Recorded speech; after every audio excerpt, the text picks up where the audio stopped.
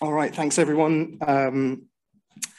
And so I'm not really going to talk about Mendel that much, but really bring together some of the ideas that have been discussed over the course of the day, and I think will make reference either directly or subtly to many of the other talks, including the now customary starting a Mendel lecture with a picture of Mendel. And I chose this picture mostly because, well, there's Sandra earlier was talking about this particular picture. I want to show the whole thing just because it's really cool, and I particularly like this guy on the end who's really voguing quite a lot. Anyway, but I thought it was really interesting that you know, we never get to see this version of Mendel.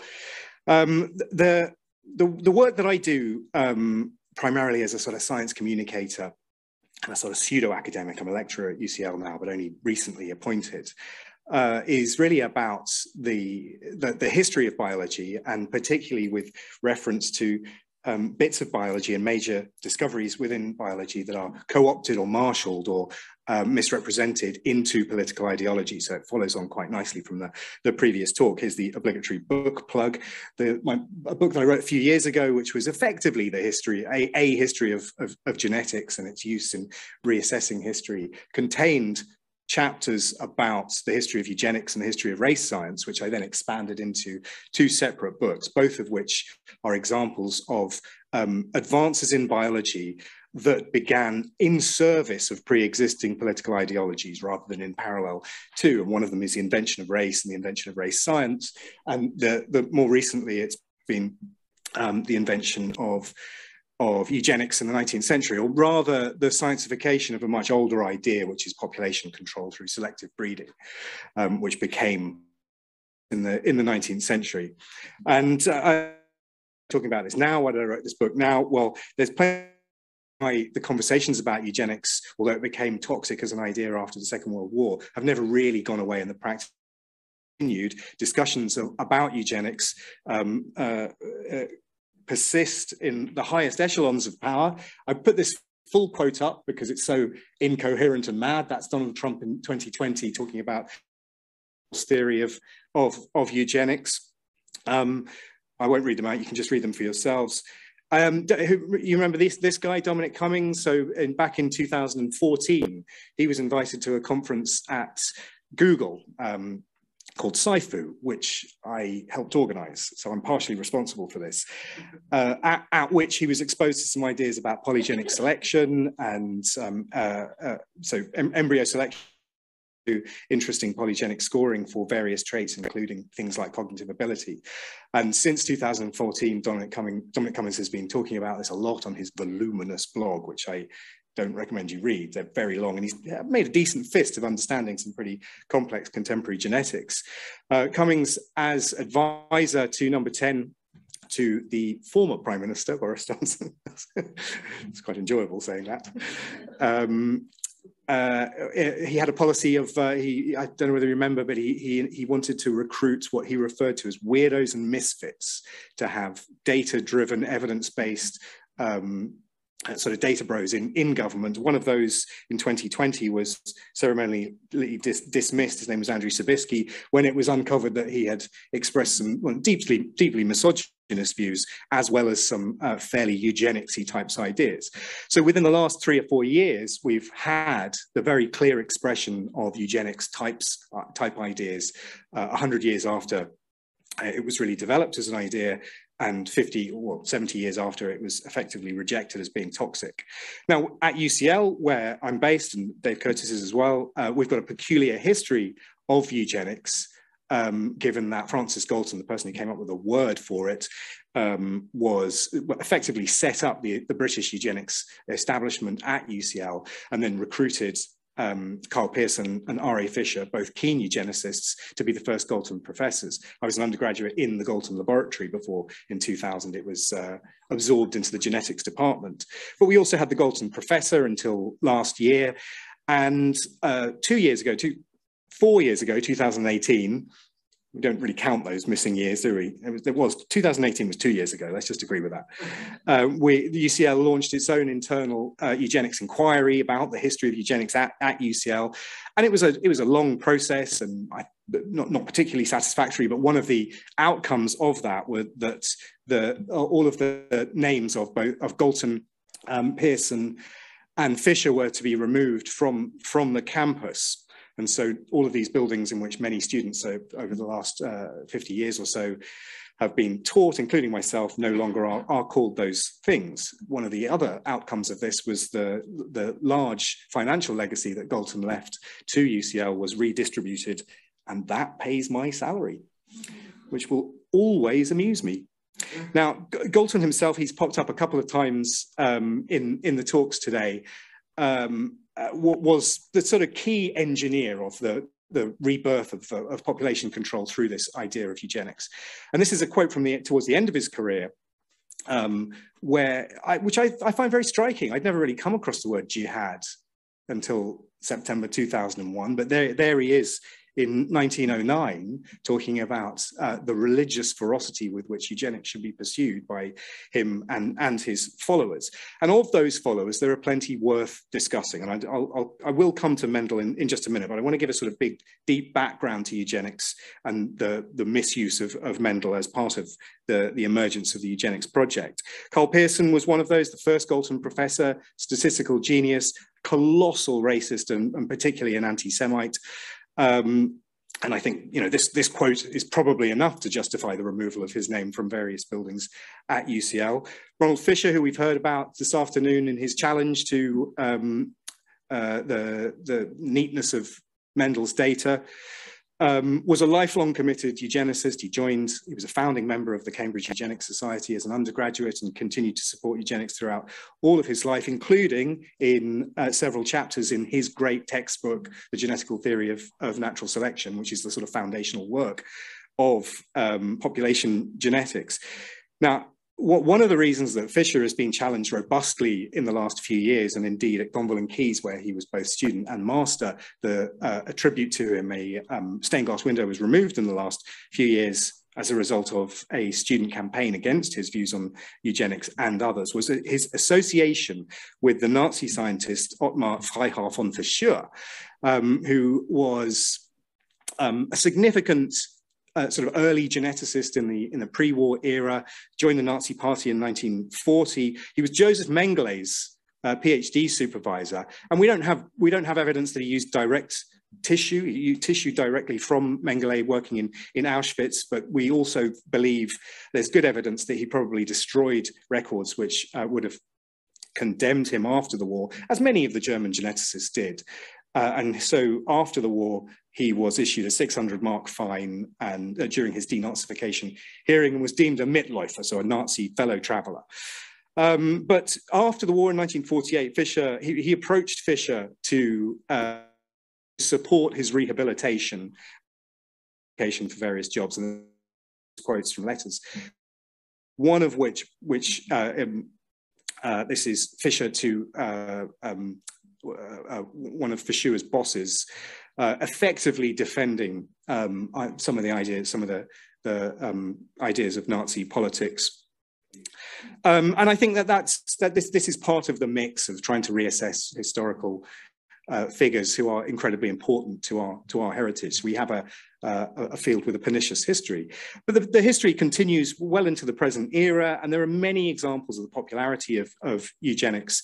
I'll talk about the public support for it and political support in more detail in a minute, but it also enjoyed massive scientific support from some of our greatest scientists. One example here from 1971, Francis Crick, declaring that the Nazis gave eugenics a bad name and we should probably have another crack at it.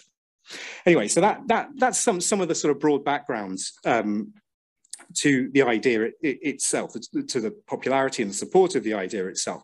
This is the one of the definitions given by Galton of eugenics, and this one is from 1907, which he co-authored with Carl Pearson in a set of lectures at the LSE. And so it's the idea that read it out, the study of the agencies under social control that improve or impair the racial qualities of future generations, either physically or mentally. Now, racial there is a word that is used in a contemporary, that then doesn't quite mean the same as the way we use it today. It just really means types of people.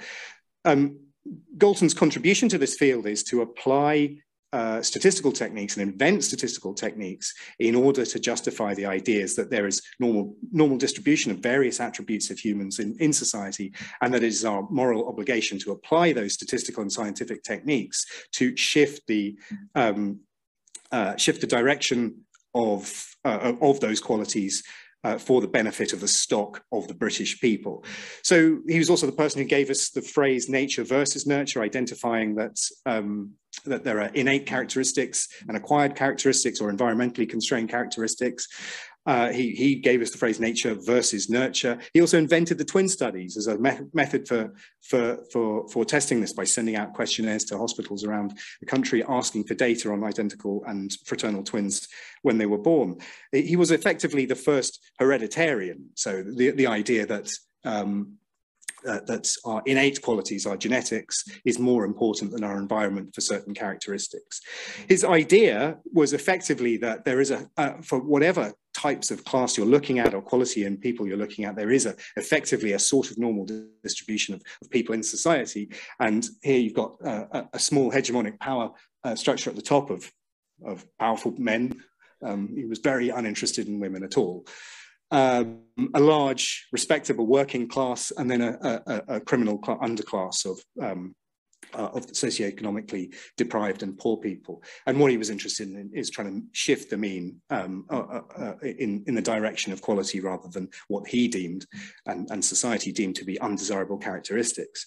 Now, the social context for the emergence of eugenics at this time, bearing in mind that this is an idea that had been permanent through societies for thousands of years, but the scientification of it happens under Galton's auspices, is that you've got a changing demographic as a result of imperial expansion and colonialization. You've got large cities and urbanization expanding as well. You've got the transfer of care of people at the bottom end of society from the church to the state, with the repeal of Tudor laws, of the Tudor Poor Laws.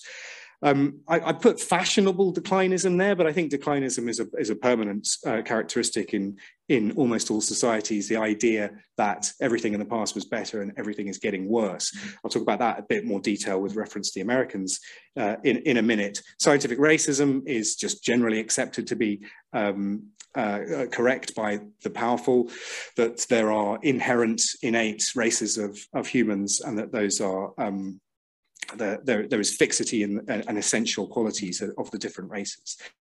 And associated with declinism, there is what effectively becomes great replacement theory in the 1910s and 20s, that the idea that existing populations are going to be replaced by more fecund working or lower class people, because of the decadence of the middle classes and the upper classes not having enough children.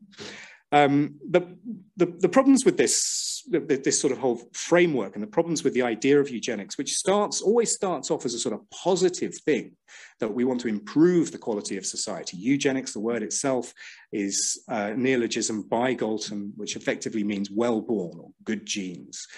The problem with it is that almost instantaneously, in every example in the world, 31 countries had official eugenics policies over the course of the 20th century. In all cases, where it starts out as a positive, we want to make things better, almost immediately you have to start ranking people, and therefore who gets ranked is determined by the powerful. And in almost all cases, it is effectively a white supremacist ideology. So what you have is the people who are selected against or have undesirable characteristics immediately become people of racialized minority groups, people with disabilities, very specific early medical diagnoses such as Huntington's or Mongolism, which is how we used to refer to people with Down syndrome. And then it becomes very sort of non-specific pseudo-psychiatric diagnoses like feeble-mindedness. And then it becomes women with menstrual issues, and then it becomes anyone we don't really like, and eventually it's always the Jews.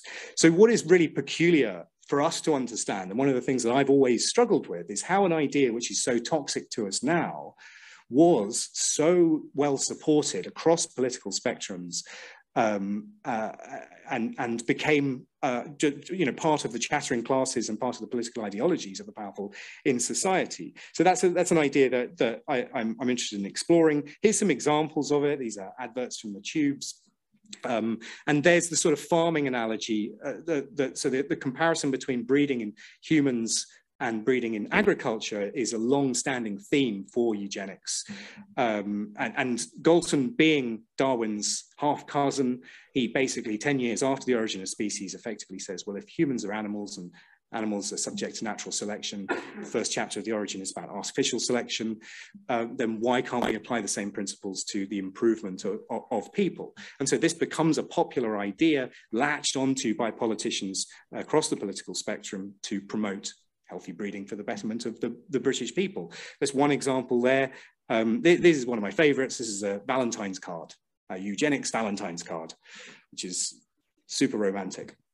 And I say that it was enjoyed and supported across the political spectrums. That's definitely true. We often think of eugenics as being effectively a right-wing ideology, but it was also very much ingrained in the early pre-war socialist movements.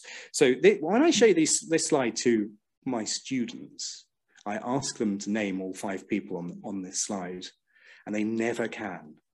Can you? Do the easy ones first. So that's... None of them is Mary Stopes, but she's coming, don't worry. That's George Bernard Shaw. So this is 1912. So age this guy. That's Churchill. So future Prime Minister. Balfour. And those two are Beatrice and Sidney Webb. Okay? So you're a bit better than my students. Mary Stopes is on the next slide, whoever said that. It's Mary Stopes, who's best associated with the reproductive rights of women and providing abortions for tens of thousands of women around the world, was a horror. She was an absolute racist, anti-Semite, Nazi-supporting nightmare, and she was mostly interested in the reproductive rights of women so she could have the Irish sterilised in London. And she wrote some love poetry and sent it to Hitler in 1938, saying that love is the greatest thing in the world. 38, so that's quite late for the Third Reich. Here's another one. This is quite shocking. This is from D.H. Lawrence in a love letter. If I had my way, I would build a lethal chamber as big as the Crystal Palace, with a military band playing softly and a cinematograph working brightly. Then I'd go out into the back streets and the main streets and bring them all in. The sick, the halt, the maimed. I would lead them gently and they would smile me a weary thanks, and the brass band would softly bubble out the Alleluia chorus.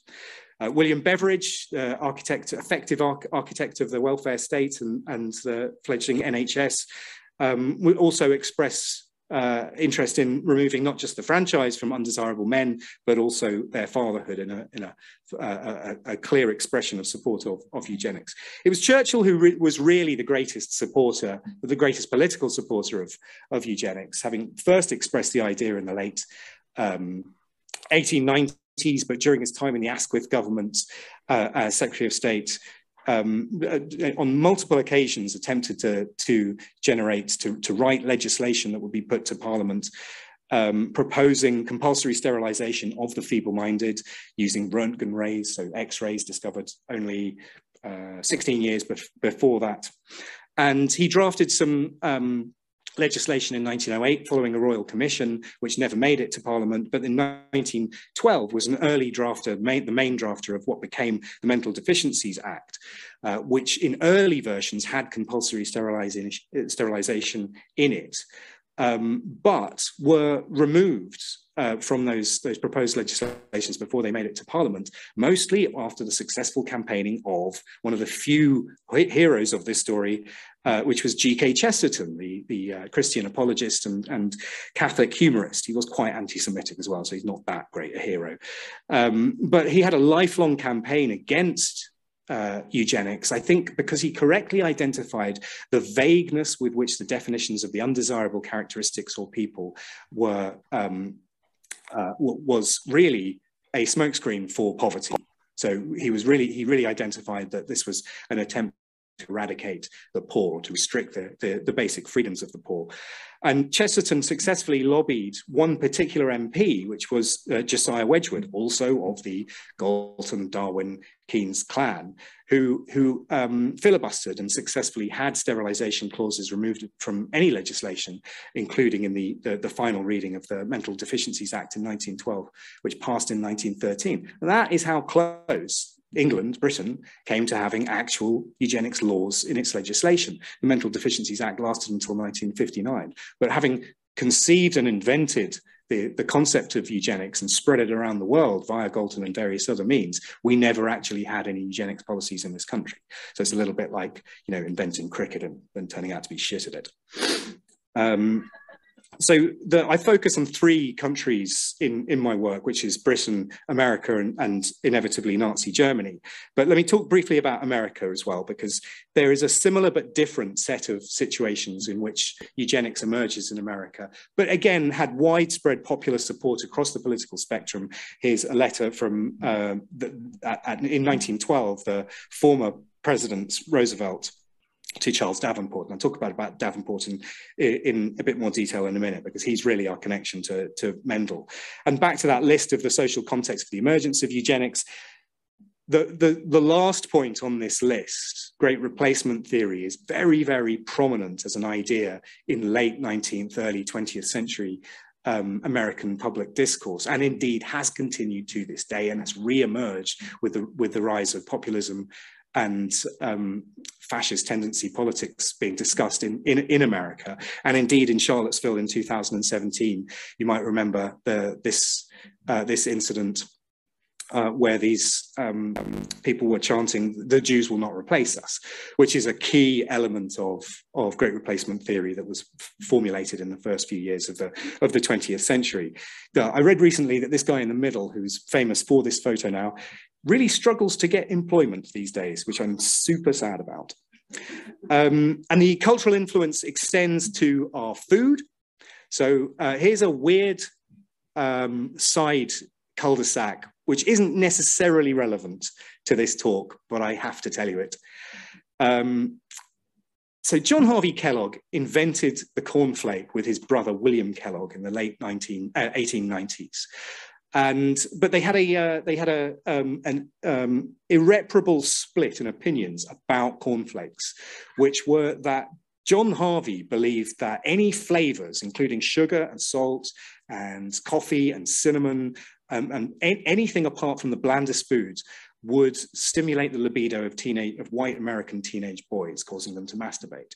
Whereas William Kellogg wanted to add sugar to cornflakes to stop them tasting awful. And so with that split, the Frosty was invented and the cornflake was invented. And I mean, Kellogg was a super, super weird guy who was obsessed with masturbation, obsessed with sperm, and as a white supremacist believed that the best way to stop the degradation of white America was to stop teenage boys from wanking. And I think, and mostly by giving them bland foods. There were also some so rice and cornflakes, and definitely not sugar or coffee or tea. And I think, you know, he's been pretty successful in that, because no boy has ever wanked since 1894. I'm saying wanking much more than I thought I would do in this talk, but it's very hot up here. I mean, two other weird facts about Kellogg, which are definitely not relevant. He bragged about never having had sex with his wife that he was married to for 30 years. Just a weird flex, if you ask me. And he had an enema every single day. And I just think those are red flags. Right, what were we talking? What is this conference about? Right, anyway, so Kellogg used his enormous wealth generated from his anti-masturbation foods to support the foundation of the Race Betterment Foundation, which was a eugenics organization at Battle Creek. And that was co-funded by the Rockefellers, which I'll come to in just a minute. So this is I just think it's a fascinating idea that when you eat breakfast tomorrow morning, you'll be thinking differently of your cornflakes than you did this morning. And that one person with with white supremacy and eugenics thoughts has fundamentally changed the way we eat. Now, hands up who's read The Genetical Theory of Natural Selection? Oh yeah, well in an audience like that, you'd expect maybe 3 or 4 people. Mostly the answer is none. Hands up who's read The Great Gatsby? Everyone in the room, yeah. And if you haven't, why haven't you? Because it's one of the great novels. Now, who has recognized or identified that one of the main themes in The Great Gatsby is eugenics and white replacement? No, me neither, since the first time I read it when I was about 16, and then I only really spotted this a few years ago. But it's right there on page 3 with Tom Buchanan declaring that if we don't look out, the white race will be utterly submerged. It's all scientific stuff, it's been proved. It is right there and runs as a theme throughout the whole book, and other books have been written about eugenics and white supremacy in Gatsby. And this isn't a coincidence. Tom Buchanan is quoting a fictionalized book by an author called Goddard, which is a very poorly disguised attempt to mimic 2 books that were hugely significant from around the time, from a few years before Gatsby was written, one of which was The Passing of the Great Race by Madison Grant, and the second was The Rising Tide of Colour by T. Lothrop Stoddart. And both of these are sort of foundational works in great replacement theory and white supremacy, extreme racism. The Passing of the Great Race is a super weird, fascinatingly bonkers book, which asserts that, for example, the 3 great civilizations of Egypt, Rome, and Greece were seeded by Nordic people from northern Germany and southern Sweden who went down there, produced babies, and then retreated back to the forests. He asserts in that book that Michelangelo and Dante were German, based on the morphologies of their skulls, basically phrenology. And we sort of laugh about this now, but this is a hugely influential book, an enormous bestseller in America, and was described by Adolf Hitler as his Bible. It's the first book to be translated into German after Hitler takes power in 1933. The Rising Tide of Colour is much the same, and in fact, Madison Grant writes the introduction to The Rising Tide of Colour. Now, this is the riff that Tom Buchanan is talking about in Gatsby. But it is no coincidence that there is a eugenics theme in The People of West Egg in Gatsby itself. The reason for that is because Buchanan spent time hanging around in this area and was friends with the daughter of the richest woman in America at that time, who was called Mary Harriman. And Mary Harriman, the daughter, Junior, was taught by Charles Davenport, and she was so enthusiastic about eugenics that her nickname was Eugenia. So Mary Harriman Jr. introduced her mother to Charles Davenport, and this is Mary Harriman Sr., who was the widow of E.L. Harriman, who had made all his many millions on the railways, but was now dead, so she was the richest woman in America at this time. And she, alongside Rockefeller, who was the richest man in America at this time, and probably, by some calculations, the richest man to have ever existed, owning 80% of all oil in America at this time, until it was split up by the Monopolies Commissions. These 2, along with the Carnegie Foundation, are the key funders of what becomes the Eugenics Records Office at Cold Spring Harbor in 1907, until it is cancelled in 1938, right, butting up against the war.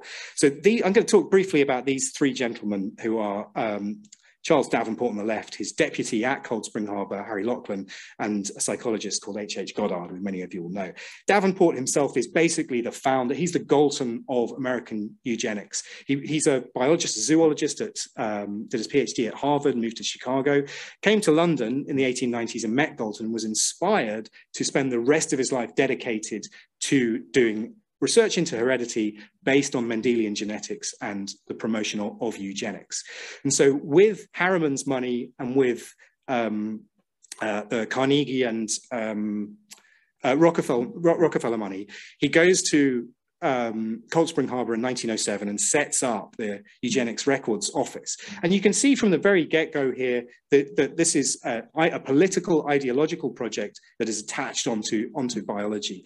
Davenport himself is so foundational in this, and he's obsessed with Mendelian inheritance, that with a real vigorous grasp on the idea, well, basically monogenic determinism, that there is a gene for everything and that they are deterministic, which, you know, I don't need to explain to this audience, is that both of those two things are not true. But this is very central and foundational to the American eugenics movement, that if you can identify genes responsible for complex disorders or desirable traits, then you have a basis on which selection, either positive or negative, can act.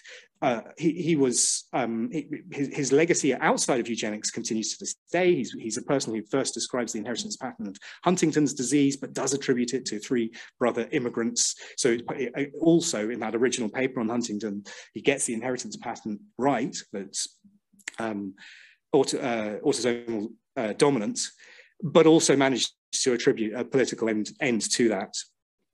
He did some of the foundational work on the inheritance pattern, the Mendelian inheritance patterns of eye color, which aren't really very accurate, but we still teach in schools today that brown and blue are the same allele, but brown is dominant over blue, and and blah blah blah. We teach that as part of the GCSE syllabus, and at best it's sort of right about a third of the time. But that all comes from Davenport's. He was also civil rights PhD supervisor. So in our academic biological family trees, he's right there, right at the core of some of our most important ideas.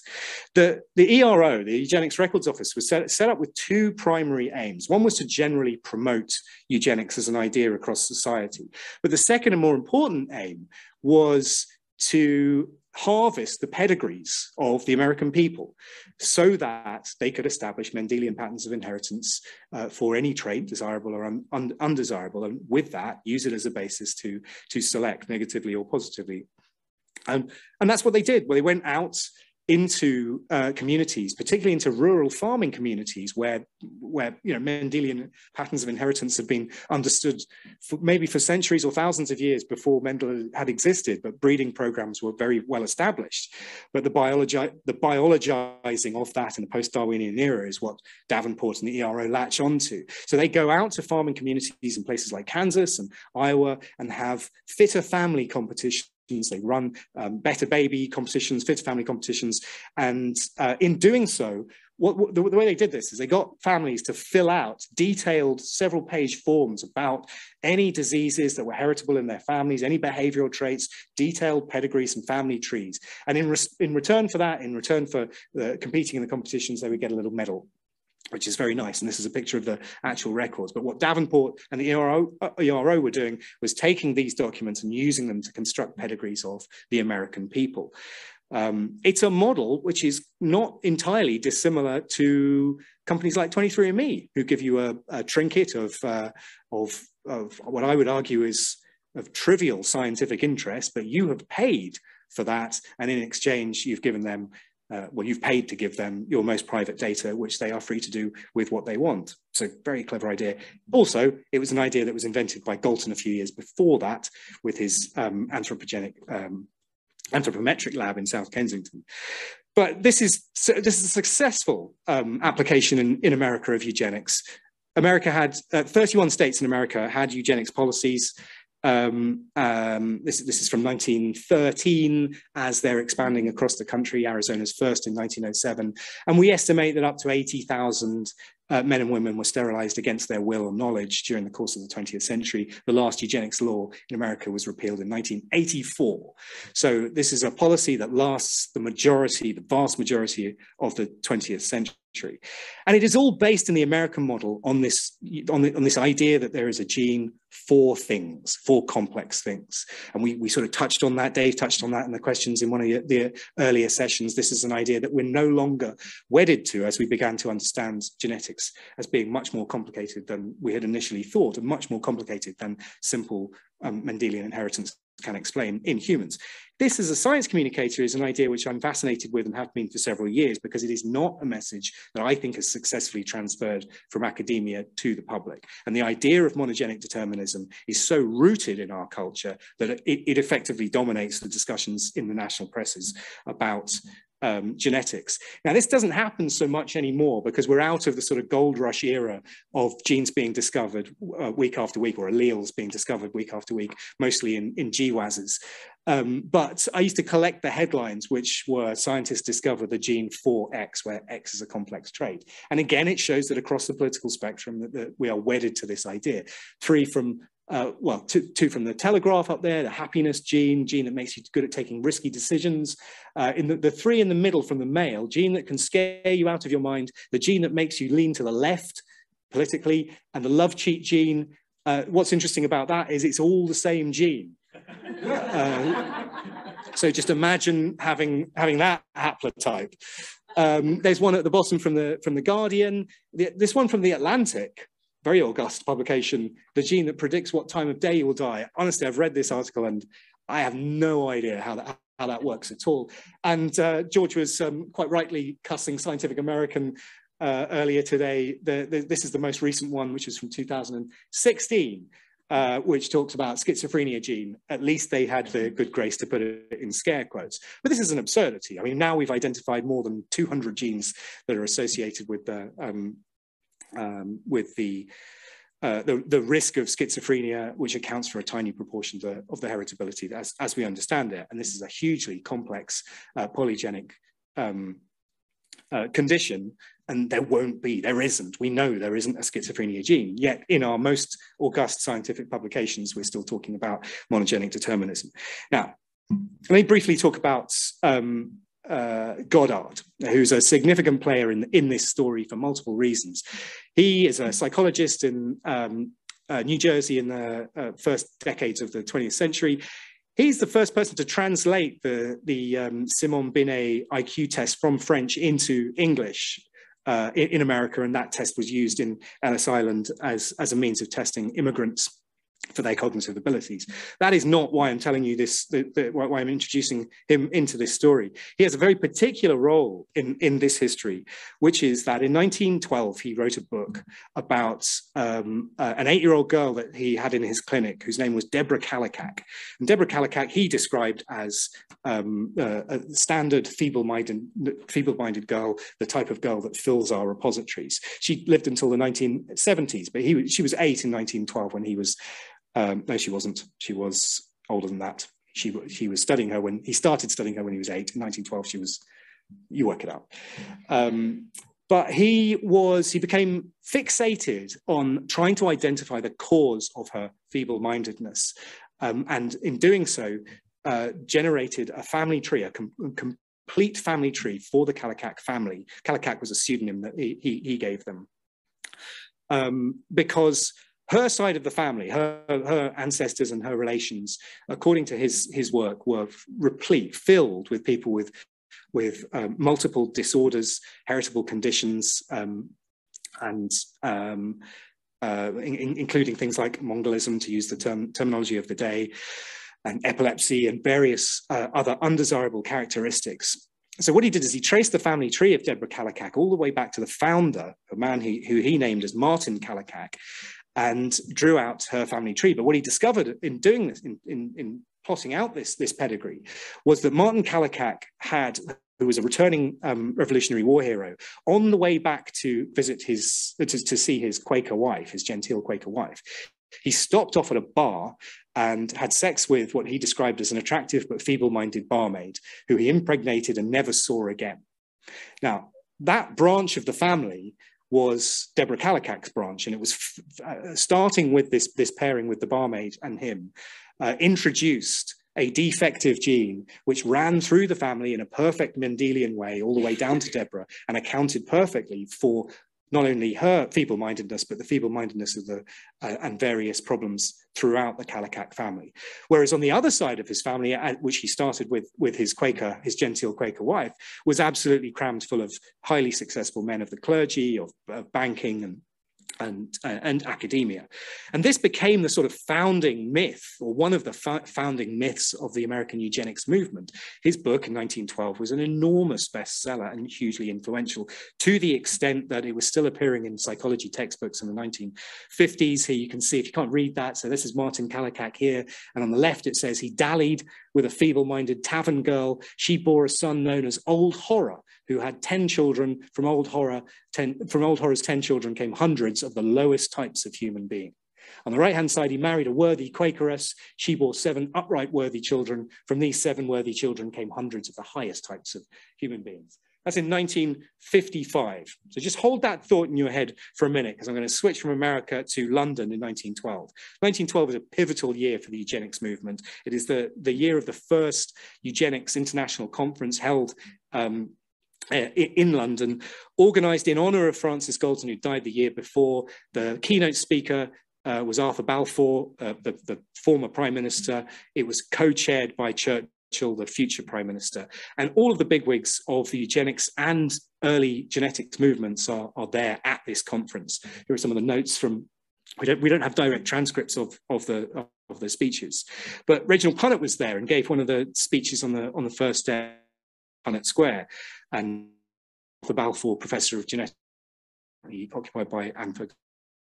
Now, Punnett said in the write-up of what he said, it's really interesting reading this. The first time I read it, the first sentence in the report says he said that we don't have enough information about the heredity patterns, the pedigrees of most heritable genetic disorders that warrant applying eugenics actions on them. And I read that and thought, thank God someone is actually saying this. And then the next sentence says, apart from for feeble-mindedness, which is monogenic and follows a strict Mendelian pattern of inheritance, and we should act on it immediately. I thought, well, you know, close. I don't know whether he read the Kallikak book, but and I would love to find that out. I don't know whether it is knowable, but that's something I'm sort of thinking about. It might be that the book was published in 1912, and he said this in 1912. It may be that the timing is not quite right. Nevertheless, there he is expressing a very clear monogenic deterministic view of a complex disorder, which is pseudo-psychiatrically vague even for that time. Now, there is a big movement within science that supports these ideas, but that's not to say there weren't dissenting voices, and clear dissenting voices. Is a quote from Pearson, from a paper in 1914, where he quite clearly states that feeble-mindedness is not a Mendelian character, is not a unit in the Mendelian sense, and that should be dismissed. Pearson and others were antagonistic to the American view of eugenics, which had taken this very Mendelian view of all traits, and wrote several papers, 3 papers over the course of the 1910s and 20s, which were really critical of the American eugenic, the emerging pseudoscience of eugenics in America. But they weren't critical because it was morally wrong or problematically wrong or ideologically wrong. He just thought that they were doing really bad statistics. And that Pearson went on to say that if they continue to publish like this, it'll damage the global eugenics movement. So, you know, swings and roundabouts. T.H. Morgan, who had supported eugenics at various points, is also quite clear in pointing out that taking a sort of anti-hereditarian view, which is that to say that the characteristics which are genetic can easily be swamped by socioeconomic circumstances. He says at the end, these effects may be to a large extent communicated rather than inherited. Communicated meaning inherited, but not biologically. So there is great resistance to this idea emerging in the 1910s and 1920s to the dominant idea, which is Mendelian monogenic determinism that is founded in this sort of Kallikak version of inheritance, of Mendelian inheritance of complex traits. None of that should matter, because the Martin Kallikak's family never existed. The barmaid was a fiction that he had effectively invented. The first son of Martin Kallikak and the barmaid was a completely different man called John Wolverton, who came from a completely different family, which was full of successful people as well as people with heritable conditions. But the barmaid he had effectively invented. And so it was a complete fiction. And in fact, Goddard himself realized this later on, like 10 years later, and withdrew it, but it was too late, to the extent that it was still appearing in textbooks in the 1950s. Furthermore, and Stephen Jay Gould wrote about this in one of his books, there's a lot of photos in the Kallikak book, and I've shown a couple of them, but some of the children in that book have the facial phenotype, which is most closely associated with fetal alcohol syndrome, which of course is not a heritable condition at all, but is modulated by the environment. So it was a complete fiction. So the family didn't really exist in the coherent sense that had been projected. The idea that there was a single gene flowing through this family that was responsible for Deborah's problems and the problems in that family was an entire fiction, and yet the fiction had become the truth. Right, now I'm going to switch to Germany for the final bit of the talk. Again, the situation in Germany for the emergence of eugenics in Germany was the same but different, and the key protagonist in this bit of the story is Alfred Plutz, who also met Galton. And having been a big fan of Haeckel in the second half of the 19th century, he went to work on a communal farm, started off as a socialist, went to work in a communal farm in Iowa, but was so unimpressed with the people that he was working with that he committed the rest of his life to promoting Nordic purity and eugenics. So that must have been some experience for him. He also comes up with the term Rassenhygiene, so race hygiene, which is effectively the word for eugenics in Germany in the first half of the 20th century. I'll do this quickly. Obviously, there's a lot to say about the German eugenics and euthanasia projects, but there's a point to this. The central idea really was Nordic purity that Ploetz engineered, and it developed slowly from 1904 onwards. Ploetz had established the first eugenics journal, so before the UCL version came out a year later, the first International Eugenics Society, and it was a very low uptake at first, but he did pursue this over many years very successfully as well. In the UK, it tended to be scientists and the emerging biometricians and geneticists who were in support of the eugenics movement. In Germany, it tended to be much more focused around medicine. So for complex reasons, interesting reasons, in the late 19th century, medics and doctors had suffered sort of reputational damage, and it appears that they saw attaching themselves to this new emerging phenomenon, a very popular movement of eugenics in Germany, that their reputation would be reinstated, and that indeed is what happened. In 1920, in a textbook, the phrase "Lebensunwerte Leben," so lives unworthy of life, enters the German lexicon, and that becomes a central pillar of German eugenics and euthanasia from Weimar, from the Second Reich, Weimar, and into the Third Reich. And after Hitler seizes power in 1933, one of the first laws he passes is the law for the prevention of hereditarily diseased offspring. And this collectively, with some other laws that are introduced in 34 and 35, become known as the Nuremberg laws. Now, I'm going to flick back to America and to Harry Laughlin. So remember, Charles Davenport has set up the ERO in Cold Spring Harbor in 1907. Harry Laughlin is his deputy, a PhD from Yale, I believe, and is his deputy and his enforcer. And one of Laughlin's main roles is to go around the country promoting eugenics ideas, but also eugenics legislation. So one of the things that was beginning to happen is as more and more states were introducing eugenics legislation, they were often doing it in a haphazard ad hoc way. And in a book that Laughlin wrote in 1920, he introduced a sort of boilerplate standardized eugenics sterilization, enforced sterilization law that states could just adopt, which they did very successfully. Another 10 states after that adopted Harry Laughlin's law. One of the most surprising things about the story of eugenics and German and American eugenics is how much the American model influenced the German and the Nazi eugenic model of the Third Reich. It was financial. The Rockefeller Foundation funded the two eugenics centers in Berlin throughout the 1930s until 1938. Harry Laughlin and Charles Davenport and others were over there, so there was scientific and financial support. But that law, the law for the prevention of hereditarily diseased offspring, was a translation of Harry Laughlin's American boilerplate enforced sterilization law from 1920. So the first piece of legislation that Hitler introduces to justify euthanasia, the euthanasia program, actually comes translated from American legislation introduced in 1920. And then many books and in detail document what happens in the next few years. And by 1939, Axiom T4 is introduced. Which begins the sort of framework in which not only the euthanasia and eugenics Rassenhygiene programs of the Nazis were introduced, but also the foundation of the final solution. Now, the Germans were very good propagandists, and here's an example that specifically cites a version of replacement theory. This is from a hygiene fair from 1936. So it says at the bottom, so it will come to pass if the feeble-minded have 4 children and the high-minded have 2. So it's a classic reference of undesirable people having too many children and the desirable people having too few. Cinema was one of the most effective means of the German propaganda machine. And in 1935 to 1937, 6 short films were made, which specifically were introduced and made to promote public understanding and public support for the Nuremberg laws.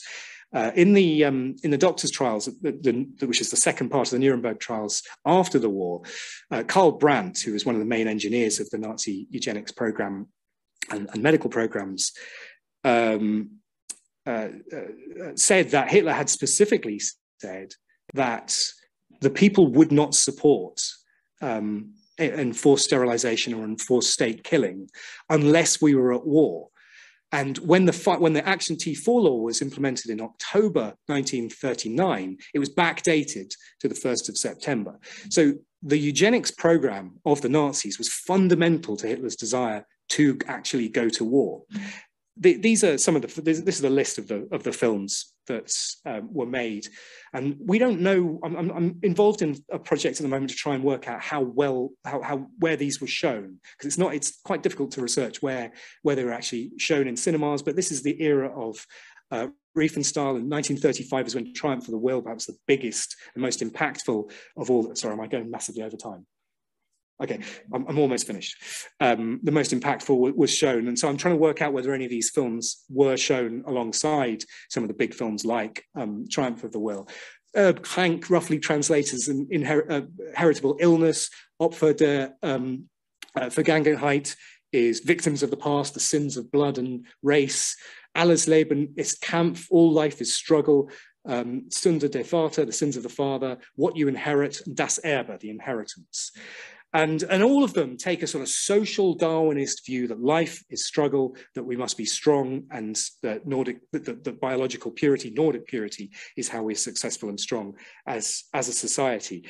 The one I want to focus on is Das Erbe, which is 12 minutes long, and it involves the story involves this young woman, sort of second on the left, is a scientist, and she observes some stag beetles sort of rutting, lecking. And she calls over her professor and says, "What are they doing?" And he sits her down and in front of a film. They watch a film within the film. And he sits her down and explains about basic principles of competition and survival using Darwinian thought as an example. And he shows bits in the film of there's the stag beetles, there's a dog catching a hare, there's some cocks fighting with each other. And he describes how that the strongest survival of the fittest is a central idea to natural selection. And at this point in the film, which is about halfway through, she says, "Oh, I get it. Nature has its own racial policies," and they all fall about laughing. What happens next is fascinating, and I'm going to show you it. So it's in German. I think you can see this, and hopefully there'll be some sound. I'm going to talk over it slightly because the language is quite difficult to decipher. But let's see if this works. You turn it up a little bit. So here he's showing a pedigree of the dogs that he's just been talking about, as you might get from the Kennel Club today.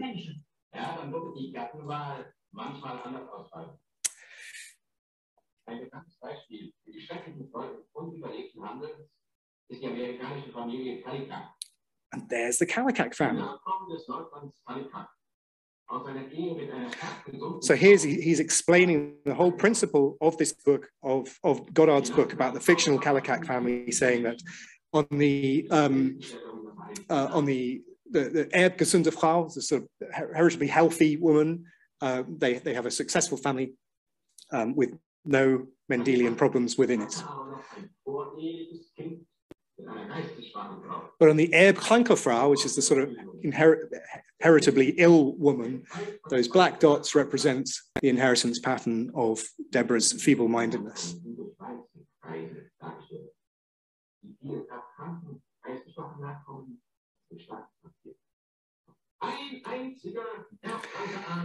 So there you've got this weird, over the course of 40 or 50 years, a political ideology which is invented. Is it? I'm going to stop it, actually. So what happens after that is it cuts to some shock images, which I won't show, of severely disfigured and disabled people in sanatoriums in Berlin, with the message from Hitler himself saying support the Nuremberg laws for the sterilization and for the killing of these undesirable members of the Nordic race. And what follows that is lots of pictures of very clean, healthy Germans marching.